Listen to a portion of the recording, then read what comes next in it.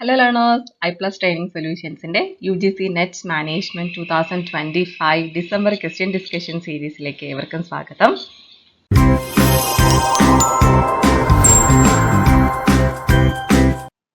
അടുത്ത ഒരു match the following question ആണ്.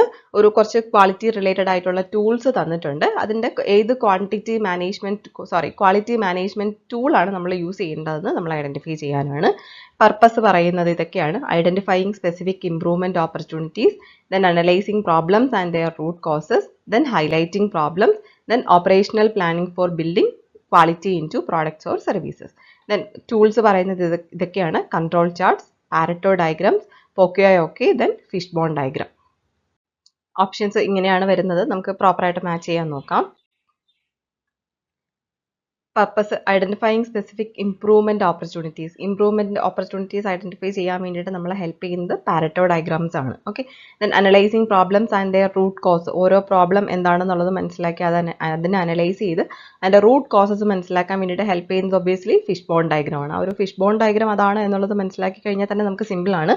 വേറെ ഓപ്ഷൻസിലൊന്നും അത് റിപ്പീറ്റഡ് ആയിട്ട് വരുന്നില്ല. ദെൻ ഹൈലൈറ്റിംഗ് പ്രോബ്ലംസ് ഹൈലൈറ്റ് ചെയ്യുന്നത് കൺട്രോൾ ചാർട്ട്സ് ആണ്. Operational planning for building quality into products or service വരുന്നത് POCIO ആണ്. ഓക്കെ, സോ നമ്മുടെ കറക്റ്റ് ആൻസർ വരുന്നത് ഓപ്ഷൻ 4 ആണ്. Next question: The process by which people's emotions are caused by the emotions of others is called. ഒരാളിന്റെ emotion മറ്റൊരാളിന്റെ emotion കാരണം ഉണ്ടാകുന്നു എന്ന് പറയുന്ന ആ ഒരു പ്രോസസ്സിനെ എന്താണ്, അല്ലെങ്കിൽ മറ്റൊരാളുടെ ഇമോഷൻ കാരണം ഒരാൾക്ക് ഇമോഷൻസ് വരുന്ന ആ ഒരു പ്രോസസ്സിനെ വിളിക്കുന്ന പേരെന്താണ്? ഓപ്ഷൻസ് ഇതൊക്കെയാണ്: emotion regulation, emotion contagion, emotional dissonance and emotional labour. ഇതും ശരിക്കും പറഞ്ഞാൽ സിമ്പിൾ ഒരു ക്വസ്റ്റ്യൻ ആണ് അല്ലേ? ഇതിൽ ആ ഒരു emotional regulation, something we are regulating, അത് മറ്റൊരാളുടെ ഇമോഷനുമായിട്ട് റിലേഷൻ വരുന്നില്ല. ദെൻ ഇമോഷണൽ ഡിസണൻസ്, എഗെയിൻ അതും നമുക്ക് വരുന്നൊരു സങ്കടം വന്നോ അല്ലെങ്കിൽ ഒരു ഡിസാറ്റിസ്ഫാക്ഷനൊക്കെയാണ്, അതും അല്ല. ഇമോഷണൽ ലേബർ, നമ്മൾ ഇമോഷണലി നമ്മൾ പണിയെടുക്കുന്നു, അതുമല്ല. അപ്പോൾ ഇത് മൂന്നും അല്ല എന്ന് മനസ്സിലാക്കി കഴിഞ്ഞാൽ പിന്നെ നമ്മുടെ കയ്യിലുള്ളത് ഓപ്ഷൻ 2 മാത്രമാണ്. So that is the correct answer. Okay, it refers to the process by which a person's emotions are influenced or caught from the emotions of others. People subconsciously mimic facial expressions, tone and behaviors which leads them to experience similar emotions. മറ്റൊരാൾ കരയുന്നു, അപ്പം നമ്മൾ അതുപോലത്തെ facial എക്സ്പ്രഷനും നമ്മൾ പറയുമ്പോഴും അതേ ടോണും ബിഹേവിയേഴ്സും ഒക്കെ follow ചെയ്യുന്നു. ഇതിനെയാണ് ഇമോഷണൽ കണ്ടാജിയൻ എന്ന് പറയുന്നത്. ഓക്കെ, അപ്പം നമ്മൾ എന്ത് ചെയ്യുന്നു, അവരുടെ അതേ സിമിലർ ഒരു ഇമോഷൻ നമ്മളും എക്സ്പീരിയൻസ് ചെയ്യുകയാണ്. ഈ കൊച്ചുകുട്ടികളൊക്കെ കണ്ടിട്ടില്ലേ, ഒരാൾ കരയുന്ന സമയത്ത് അവരുടെ ചുണ്ടും അവരതുപോലെ വെക്കുന്നു, ചിരിക്കുന്ന സമയത്ത്. ഇതൊക്കെ തന്നെയാണ് അതിന് examples. Okay, emotion regulation means the process of managing or controlling one's own emotions. നമ്മുടെ സ്വന്തം ഇമോഷനെ നമ്മൾ കൺട്രോൾ ചെയ്യുന്ന, റെഗുലേറ്റ് ചെയ്യുന്ന പ്രോസസ്സിനെയാണ് ഇമോഷൻ റെഗുലേഷൻ എന്ന് പറയുന്നത്. ഇമോഷൻ കണ്ടാജിയൻ നമ്മൾ ഓൾറെഡി പറഞ്ഞു. Then emotional dissonance occurs when there is a conflict between felt emotions and displayed emotions. ആ ഒരു ഡിസാറ്റിസ്ഫാക്ഷൻ, നമുക്ക് എന്താണോ ഫീൽ ചെയ്തത് അത് നമുക്ക് ഡിസ്പ്ലേ ചെയ്യാനായിട്ട് പറ്റുന്നില്ല. നമുക്ക് ദേഷ്യമായിരിക്കും വന്നത്, പക്ഷേ നമ്മൾ ചിരിച്ചുകൊണ്ട് നിൽക്കേണ്ടി വരുന്നു.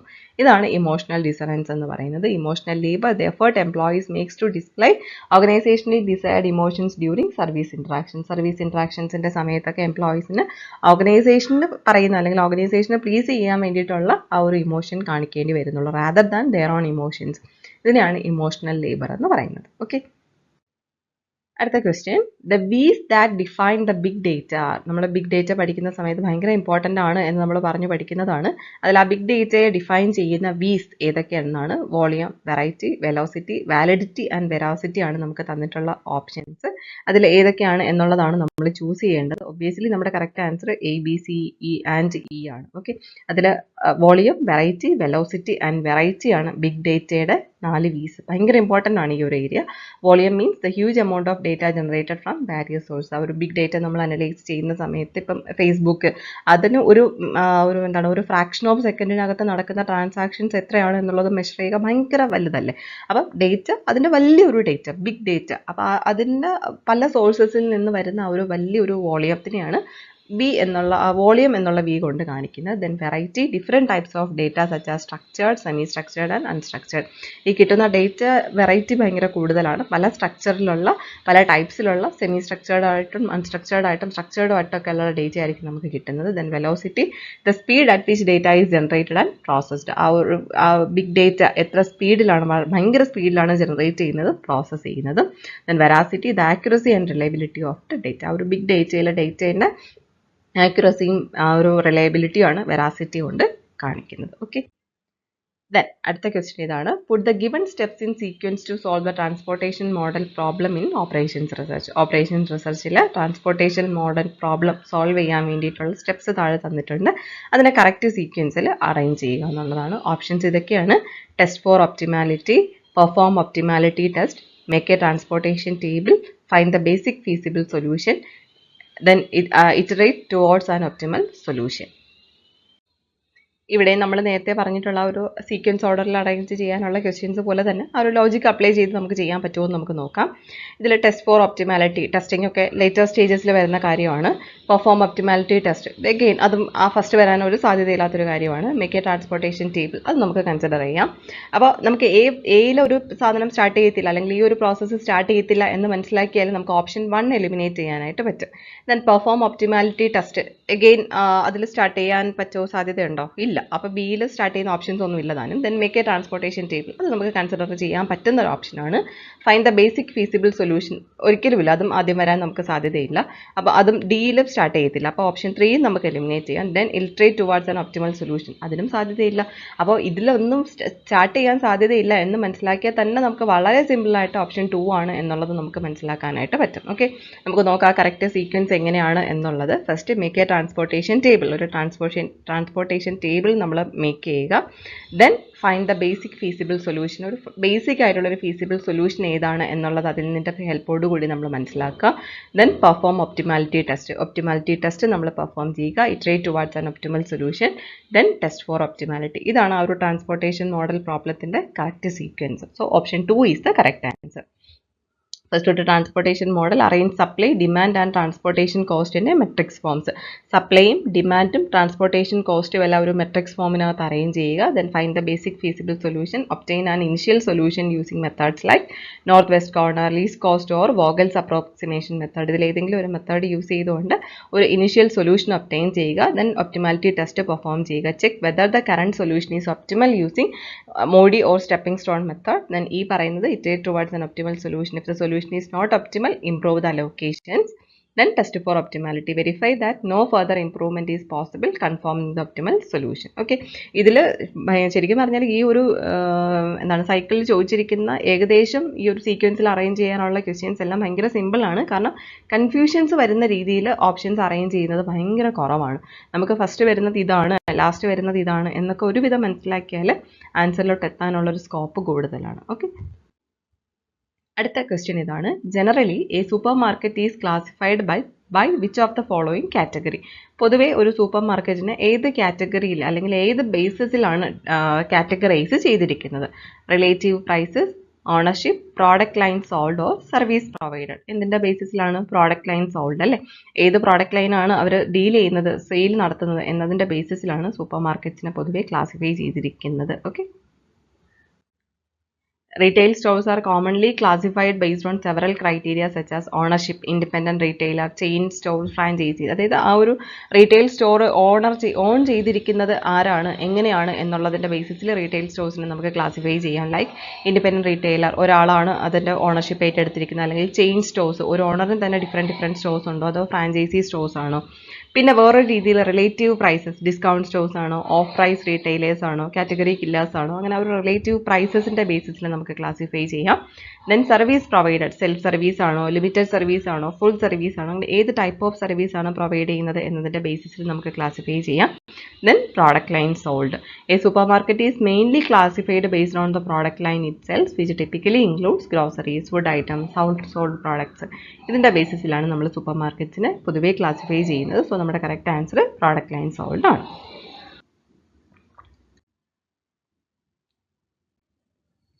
അടുത്ത question. In collective bargaining and impasse refers to. ഒരു കളക്റ്റീവ് ബാർഗെയിനിങ് പ്രോസസ്സിൽ ഇംപാസ് എന്നുള്ളൊരു കാര്യം കൊണ്ട് നമ്മൾ മീൻ ചെയ്യുന്നത് എന്താണ്? The combined refusal by employees to buy employers product, a refusal by the employer to provide opportunities to work, a situation that occurs when the parties are not able to move further towards settlement, usually because one party is demanding more than the other will offer. Then a situation where employees carry a sign announcing their concerns near the employee's place of business. Correct answer option 3 ആണ്. ഈ ഒരു ഇംപാസ് എന്ന് പറയുന്ന ഒരു process അല്ലെങ്കിൽ ആ ഒരു situation ഉണ്ടാകുന്നത് എപ്പോഴാണ്? രണ്ട് പാർട്ടീസും രണ്ട് ഓഫേഴ്സ് അല്ലെങ്കിൽ രണ്ട് കാര്യങ്ങളെ പറ്റിയിട്ടാണ് നെഗോഷിയേറ്റ് ചെയ്യുന്നത് അല്ലേ. അപ്പോൾ ഒരു പാർട്ടി ഒരു കാര്യം ഓഫർ ചെയ്യുന്നു, മറ്റേ പാർട്ടി അഗെയിൻ ഡിമാൻഡ് ചെയ്യുന്നു. അപ്പോൾ ഒരു പെർട്ടിക്കുലർ സ്റ്റേജിനപ്പുറം ആ ഓഫർ ചെയ്യുന്നതിൽ കൂടുതൽ ആ പാർട്ടിക്ക് കൊടുക്കാനായിട്ട് അല്ലെങ്കിൽ ഓഫർ ചെയ്യാനായിട്ട് പറ്റത്തില്ല. അപ്പോൾ ആ ഒരു സ്റ്റേജിൽ വരുമ്പോഴേക്കും പിന്നെ സെറ്റിൽമെൻറ്റിൻ്റെ അടുത്തിലോട്ട് അല്ലെങ്കിൽ സെറ്റിൽമെൻറ്റിലോട്ട് പോകാനായിട്ട് രണ്ട് പാർട്ടീസിനും പറ്റത്തില്ല. ആ കളക്റ്റീവ് ബാർഗൈനിങ് പ്രോസസ്സ് മുന്നോട്ട് പോകുന്നില്ല. ആ ഒരു സിറ്റുവേഷനാണ് ഇവിടെ പറഞ്ഞിരിക്കുന്നത്. Okay, here it refers to dead lock situation during negotiations between the employer and employee or union. എംപ്ലോയറും എംപ്ലോയിയുമായിട്ടോ അല്ലെങ്കിൽ എംപ്ലോയറും യൂണിയനുമായിട്ടോ ഒക്കെ ഈ ഒരു കളക്റ്റീവ് ബാർഗൈനിങ് നടക്കുമ്പോൾ ആ ഒരു ഡെഡ് ലോക്ക് സിറ്റുവേഷനാണ് ഇവിടെ പറയുന്നത്. Of course when both parties cannot reach an agreement. രണ്ട് പാർട്ടീസിനും ഒരു എഗ്രിമെൻറ്റിൽ എത്തിച്ചേരാനായിട്ട് പറ്റത്തില്ല. Negotiations cannot move forward because demands and offers do not match. ഒരു പാർട്ടീൻ്റെ ഡിമാൻഡും മറ്റേ പാർട്ടീൻ്റെ ഓഫേഴ്സും, നോർമലി എംപ്ലോയീസിൻ്റെ ഡിമാൻഡും എംപ്ലോയറിൻ്റെ ആ ഒരു ഓഫറിങ്ങും തമ്മിൽ മാച്ചിങ് വരാത്ത സ്റ്റേജിൽ ഇത് ഇങ്ങനെ ഒരു ഡെഡ് ലോക്ക് വരുവാണ്, ലോക്ക്ഡായി കിടക്കുവാണ്, പിന്നെ മുന്നോട്ട് പോകാത്ത ഒരു സിറ്റുവേഷനാണ്. ഓക്കെ, ഇനി ഫസ്റ്റ് ഓപ്ഷൻ പറയുന്നത് combined refusal by employees to buy employers product ഒരു ബോയ്ക്കോട്ടാണ്. ദെൻ ലോക്കൗട്ടാണ് അടുത്ത കാര്യം പറയുന്നത്. Refusal by the employer to provide opportunities to work, അത് ലോക്കൗട്ടാണ്. മറ്റേ നമ്മൾ പറഞ്ഞു. ദെൻ പിക്കറ്റിംഗ് ആണ് അടുത്തൊരു situation. Employees carrying signs near employers business, picketing ആണ്. ഓക്കെ, അപ്പോൾ നമ്മൾ മറ്റ് 3 കൺസെപ്റ്റും കൂടെ ഇവിടെ പഠിച്ചിട്ടുണ്ട്. അടുത്ത ക്വസ്റ്റ്യൻ അഗെയിൻ ഒരു മാച്ച് ദ ഫോളോയിങ് ആണ്. ലിസ്റ്റ് 1-നകത്ത് കുറച്ച് ടേംസ് പറഞ്ഞിട്ടുണ്ട്, ലിസ്റ്റ് 2-നകത്ത് കുറച്ച് ഡിസ്ക്രിപ്ഷൻസും പറഞ്ഞിട്ടുണ്ട്. അതിനെ പ്രോപ്പറായിട്ട് മാച്ച് ചെയ്യുക. ലിസ്റ്റ് 1-ൽ പറഞ്ഞിട്ടുള്ള ടേംസ് ഇതൊക്കെയാണ്: law of diminishing marginal utility, consumer surplus, marginal rate of substitution and budget line. Descriptions പറയുന്നത് on each successive unit consumed the utility derived goes on following. നമ്മൾ ബാക്കി അങ്ങോട്ട് വായിക്കാതെ തന്നെ നമുക്ക് ഏറ്റവും ഫെമിലിയർ ആയിട്ടുള്ളൊരു വേർഡാണല്ലേ ഇത്. അത് law of diminishing marginal utility ആണ് അത് ഡിഫൈൻ ചെയ്തത്. നമ്മൾ ഓരോ additional unit of product consume ചെയ്യുമ്പോഴും അതിൽ നിന്ന് ഡിറൈവ് ചെയ്യുന്ന യൂട്ടിലിറ്റി കുറഞ്ഞുകൊണ്ടേയിരിക്കുന്നു, ഡിമിനിഷ് ചെയ്തുകൊണ്ടേയിരിക്കുന്നു. അപ്പോൾ A1 ആണ് എന്നുള്ളത് ഒറ്റ നോട്ടത്തിൽ തന്നെ നമുക്ക് മനസ്സിലാക്കാം. ദെൻ ഡിസ്ക്രിപ്ഷനിൽ 2 പറയുന്നത് എന്താണ്? The rate at which consumer is ready to compromise goods X for another goods by holding the level of satisfaction constant. അല്ലെങ്കിൽ അതിന് നമ്മൾ പറയുന്നത് എന്താണ്? കൺസ്യൂമർ ഈസ് ഇൻഡിഫറൻറ്റ് അല്ലേ. ഗുഡ്സ് എക്സിന് മറ്റൊരു ഗുഡ്സ് ആയ ഗുഡ്സ് വൈ മേടിക്കാൻ വേണ്ടിയിട്ട് കൺസ്യൂമർ കോംപ്രമൈസ് ചെയ്യാൻ റെഡിയാണ്. ഇതിലേത് ലെവൽ അല്ലെങ്കിൽ ഏത് ക്വാണ്ടിറ്റി മേടിച്ചാലും കൺസ്യൂമറിന് കിട്ടുന്നത് സെയിം ലെവൽ ഓഫ് സാറ്റിസ്ഫാക്ഷൻ ആണ്. That means consumer is indifferent to any combination of goods X and goods Y. അപ്പോൾ അത് ഇൻഡിഫറൻസ് കർവ് എന്ന് ആ ഒരു ഐഡിയ മനസ്സിൽ കിട്ടിയാൽ തന്നെ it means marginal rate of substitution. Indifference കർവിൻ്റെ സ്ലോപ്പിന് കാരണവും ഈ പറയുന്ന മാർജിനൽ റേറ്റ് ഓഫ് സബ്സ്റ്റിറ്റ്യൂഷൻ ആണ്. അപ്പോൾ C2 ആണ്. ദെൻ അടുത്ത ഡിസ്ക്രിപ്ഷൻ എന്താ പറയുന്നത്? Difference between what a consumer is ready to buy for a commodity and what he actually pays for it. അത് കൺസ്യൂമർ സർപ്ലസ് ആണ്. നമ്മൾ ആക്ച്വലി ഒരു കമ്മോഡിറ്റിക്ക് വേണ്ടിയിട്ട് പേ ചെയ്യാൻ റെഡി ആയിരിക്കുന്നതിന് ചെയ്യുന്നതും നമ്മൾ റിയലി അതിന് വേണ്ടിയിട്ട് അല്ലെങ്കിൽ ആക്ച്വലി നമ്മൾ അതിന് വേണ്ടിയിട്ട് പേ ചെയ്യുന്നതും തമ്മിലുള്ള ഡിഫറൻസ് കൺസ്യൂമർ സർപ്ലസ് ആണ്. ഇനി അടുത്ത് all those combinations of two goods with a consumer can buy spending his given money income and other given prices. അത് ബജറ്റ് ലൈൻ അല്ലേ. ഒരു കൺസ്യൂമറിന് അവൈലബിൾ ആയിട്ടുള്ള ഇൻകത്തിൽ നിന്ന് അല്ലെങ്കിൽ ആ മണിയിൽ നിന്ന് കൺസ്യൂമറിന് സ്പെൻഡ് ചെയ്യാൻ പറ്റുന്ന ഗുഡ്സിൻ്റെ കോമ്പിനേഷനും അയാൾക്ക് അവൈലബിൾ ആയിട്ടുള്ള ഇൻകം അത് തമ്മിലുള്ള ആ ഒരു എന്താണ് ആ ഒരു കോമ്പിനേഷൻ പറയുന്നത് ബജറ്റ് ലൈൻ ആണ്. ഓക്കെ, അപ്പോൾ ഈ രീതിയിലാണ് നമ്മൾ ഈ ഒരു ക്വസ്റ്റ്യൻ സോൾവ് ചെയ്യുന്നത്. അപ്പോൾ ഇത് സോൾവ് ചെയ്ത് വരുമ്പോൾ നമ്മുടെ കറക്റ്റ് ആൻസർ വരുന്നത് ഓപ്ഷൻ 3 ആണ്. A1, B3, C2 and D4. Okay, അടുത്ത ക്വസ്റ്റ്യൻ ഇതാണ്. ഇൻ ദ VRIO framework അല്ലെങ്കിൽ VRIO framework the V stands for which one of the following question. ഇതും നമ്മുടെ സ്ട്രാറ്റജിക് മാനേജ്മെന്റിലെ ഭയങ്കര ഇമ്പോർട്ടൻ്റ് ആയിട്ടുള്ള ഒരു ഏരിയ ആണ്. വിറോ ഫ്രെയിംവർക്കിനകത്ത് V എന്തിനെയാണ് കാണിക്കുന്നത്? ഓക്കെ, അതിൽ ഏതൊക്കെയാണ് നമ്മുടെ ഓപ്ഷൻസ് നോക്കാം. ഈ ഓപ്ഷൻ 1 പറയുന്നത് is a resource currently controlled by only a small number of competing firms. 2 പറയുന്നത് do firms without a resource face a cost disadvantage in obtaining or developing it. Are a firm's other policies organized to support the exploitation of its resources? Option 4 പറയുന്നു does a resource enable a firms to exploit an environmental opportunity and or neutralize an environment threat? Correct answer ഏതാണ്? Option 4 ആണ്. Okay, അതിലെ ഓരോന്നും എന്താണെന്ന് നമുക്ക് നോക്കാം. നമ്മുടെ question ഇതായിരുന്നു. വാല്യൂ അത് പറയുന്നത് does a resource help exploit opportunities or neutralise threats. അതിൻ്റെ എത്രത്തോളം വാല്യൂബിൾ ആണ് ഒരു പെർട്ടിക്കുലർ റിസോഴ്സ് ഓപ്പർച്യൂണിറ്റീസിനെ എക്സ്പ്ലോയിറ്റ് ചെയ്യാനും ത്രെറ്റ്സിനെ ന്യൂട്രലൈസ് ചെയ്യാനും ഹെൽപ്പ് ചെയ്യുന്നുണ്ടോ, അതാണ് വാല്യൂ പറയുന്നത്. ദെൻ വിറോ ഫ്രെയിംവർക്കിൽ നെക്സ്റ്റ് 6 പറയുന്നത് റയർ ആയിട്ടുള്ള റിസോഴ്സ് ആണോ. Is a resource currently controlled by only a small number of competing firms. ആ ഒരു പെർട്ടിക്കുലർ റിസോഴ്സ് കുറച്ച് ഫേംസിന് മാത്രമേ അവൈലബിൾ ആയിട്ടുള്ളതായിട്ടുണ്ടോ. Then I പറയുന്നത് imitability ആണ്. Do firms without a resource face a cost disadvantage in obtaining or developing it. ആ ഒരു പെർട്ടിക്കുലർ റിസോഴ്സ് ഇല്ലാത്ത ഒരു ഫേമിന് ഒരു കോസ്റ്റ് ഡിസഡ്വാൻറ്റേജ് വരാറുണ്ട്. Then O പറയുന്നത് ഓർഗനൈസേഷൻ ആണ്. Are firms policies organized to support exploitation of its resources. Okay, ഇതാണ് VRIO framework. അപ്പോൾ നമ്മുടെ കറക്റ്റ് ആൻസർ വാല്യൂ ആണ്. വാല്യൂ പറയുന്നത് അതാണ്. Okay, does a resource help exploit opportunities or neutralise threats. അടുത്ത question, arrange the following steps of implementation of corporate diversification in the logical order. Corporate ഡൈവേഴ്സിഫിക്കേഷൻ്റെ process തന്നിട്ടുണ്ട്, അതിനൊരു logical ഓർഡറിൽ arrange ചെയ്യാനാണ്. ഇങ്ങനെയാണ് ഓപ്ഷൻസ് പറയുന്നത്. Allocate resources and authority to divisions, establish coordination and monitor performance, design appropriate organisational structure, identify core competencies and market opportunities, select diversification strategy. ഇങ്ങനെയാണ് options allocation വരുന്നത്. Logical order എന്ന് പറഞ്ഞിരിക്കുന്നത് കൊണ്ട് തന്നെ നമ്മളൊന്ന് ലോജിക്കലി തിങ്ക് ചെയ്യണം, എന്നിട്ട് നമുക്ക് ആൻസർ കണ്ടുപിടിക്കാൻ പറ്റുമോ എന്നുള്ളത് നോക്കാം. എ പറയുന്നത് എന്താണ്? Allocate resources and authority to divisions. ആദ്യമേ അലോക്കേഷൻ നടക്കില്ല അല്ലേ, വേറെ എന്തൊക്കെ അതിൻ്റെ ബാക്ക് സ്റ്റേറ്റിൽ കുറച്ച് കാര്യങ്ങൾ നടന്നിട്ടാണ് ഈ ഒരു റിസോഴ്സസിൻ്റെയും അതോറിറ്റിൻ്റെ ഒക്കെ അലോക്കേഷൻ നടക്കുന്നത്. സോ ഓപ്ഷൻ എയിൽ എന്തായാലും ആ ഒരു ലോജിക്കൽ ഓർഡർ സ്റ്റാർട്ട് ചെയ്യത്തില്ല. അപ്പോൾ എ അല്ല എന്നുള്ളത് മനസ്സിലാക്കി കഴിഞ്ഞാൽ നമുക്ക് ഓപ്ഷൻ 1 എലിമിനേറ്റ് ചെയ്യാനായിട്ട് പറ്റും. ദെൻ ബി പറയുന്നത് എന്താണ്? Establish coordination and monitor performance. Again അതല്ല, മോണിറ്റർ പെർഫോമൻസ് ഒക്കെ ലാസ്റ്റ് സ്റ്റേജിൽ വരുന്ന കാര്യങ്ങളാണ്. സി പറയുന്നത് ഡിസൈൻ അപ്രോപ്രിയേറ്റ് ഓർഗനൈസേഷണൽ സ്ട്രക്ചർ. നമുക്കതൊന്ന് കൺസിഡർ ചെയ്യാനായിട്ട് പറ്റും. ഇനി ഡി പറയുന്നത് എന്താണ്? Identify core competencies and market opportunities. ഈ പറയുന്നത് സെലക്ട് ഡൈവേഴ്സിഫിക്കേഷൻ സ്ട്രാറ്റജി. അപ്പോൾ സിയും ഡിയും നമുക്ക് ഫസ്റ്റ് വരാൻ സാധ്യതയുള്ളതാണ്, നമുക്കത് നോക്കാം. ഈ സാധ്യതയില്ല, അപ്പോൾ ഇയും നമുക്ക് എലിമിനേറ്റ് ചെയ്യാം. അപ്പോൾ ഇയിലും എയിലും സ്റ്റാർട്ട് ചെയ്യില്ല എന്ന് മനസ്സിലാക്കിയാൽ തന്നെ ഓപ്ഷൻ 1ഉം 2ഉം നമുക്ക് എലിമിനേറ്റ് ചെയ്യാനായിട്ട് പറ്റും. ഓക്കെ, ഇനി നമുക്ക് നോക്കാം, തിരിച്ച് പോവാം. നമുക്ക് സി ആണോ ഡി ആണോ ഫസ്റ്റ് വരുന്നത് നോക്കാം. ഡി പറയുന്നത് എന്താണ്? Identify core competencies and market opportunities. Core competencies, നമ്മുടെ കോർ കോമ്പറ്റീറ്റൻസും മാർക്കറ്റ് ഓപ്പർച്യൂണിറ്റീസും ഐഡന്റിഫൈ ചെയ്യുക. എന്നിട്ട് വേണം അല്ലേ നമ്മൾ ബാക്കി കാര്യങ്ങളൊക്കെ ചെയ്യാനുള്ളത്. അപ്പോൾ ഐഡന്റിഫിക്കേഷൻ ഫസ്റ്റ് വരണം.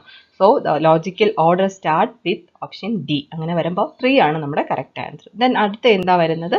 Select diversification strategy. Diversification strategy നമ്മൾ സെലക്ട് ചെയ്യുന്നു, അതിൻ്റെ ബേസിസിൽ നമ്മൾ ഓർഗനൈസേഷണൽ സ്ട്രക്ചർ ഡിസൈൻ ചെയ്യുന്നു.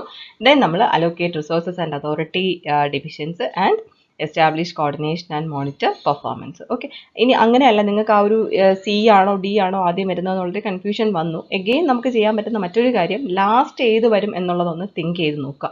ലാസ്റ്റ് എപ്പോഴും വരുന്നത് ബി തന്നെ ആയിരിക്കില്ലേ? Establish coordination and monitor performance. നമ്മൾ ബാക്കി എല്ലാ കാര്യങ്ങളും ചെയ്തിട്ടാണ്, അതായത് എ പറയുന്നത് allocate resources and authority to divisions, അതും ചെയ്ത് കഴിഞ്ഞിട്ടാണ് നമ്മൾ കോർഡിനേഷൻ എസ്റ്റാബ്ലിഷ് ചെയ്യുന്നതും പെർഫോമൻസ് മോണിറ്റർ ചെയ്യുന്നത്. ഇനി അഥവാ നിങ്ങൾക്ക് 3ഉം 4ഉം തമ്മിൽ കൺഫ്യൂഷൻ ഉണ്ടെങ്കിൽ ഈ രീതിയിൽ തിങ്ക് ചെയ്താലും നമുക്ക് ആൻസറിലോട്ട് എത്താനായിട്ട് പറ്റും. ഓക്കെ, എനിവേ നമ്മുടെ കറക്റ്റ് ആൻസർ ഓപ്ഷൻ 3 ആണ്. ഇത് നമ്മൾ പറഞ്ഞ കാര്യം തന്നെയാണ്. അടുത്തൊരു ക്വസ്റ്റ്യൻ, എഗെയിൻ ഒരു മാച്ച് ദ ഫോളോയിങ് ആണ്.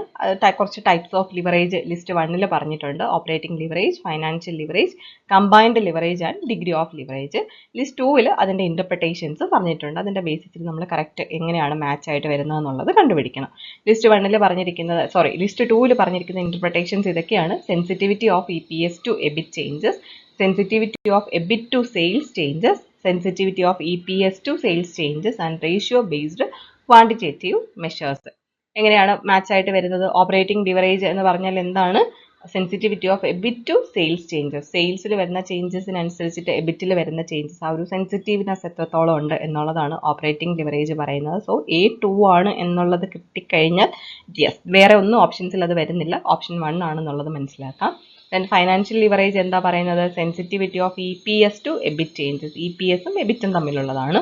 ദെൻ കമ്പൈൻഡ് ലിവറേജ് ആണെന്നുണ്ടെങ്കിലോ sensitivity of EPS to sales changes. ആ ഒരു ഫൈനാൻഷ്യൽ ലിവറേജിൻ്റെയും ഓപ്പറേറ്റിംഗ് ലിവറേജിൻ്റെയും കൂടെ കോമ്പിനേഷനാണ് കമ്പൈൻഡ് ലിവറേജ് പറയുന്നത്. Degree of leverage, ratio based quantitative measures. Okay, അങ്ങനെയും നമുക്ക് അങ്ങനെ പറഞ്ഞാൽ പറ്റത്തില്ല, കൺഫ്യൂഷൻ വരും അല്ലേ. ആ D4 വരുന്ന 3 ഓപ്ഷൻസ് ഉണ്ട്. അപ്പോൾ ഇതിൽ എ ഏതാണെന്നുള്ളത് കണ്ടുപിടിച്ചാൽ പിന്നെ നമുക്ക് സിമ്പിളാണ്. ഓക്കെ, സോ നമ്മുടെ കറക്റ്റ് ആൻസർ ഓപ്ഷൻ 1 ആണ്. ബാക്കി ക്വസ്റ്റ്യൻസിൻ്റെ ഡിസ്കഷനായിട്ട് നമുക്കിനി അടുത്ത ക്ലാസ്സിൽ കാണാം. Thank you so much.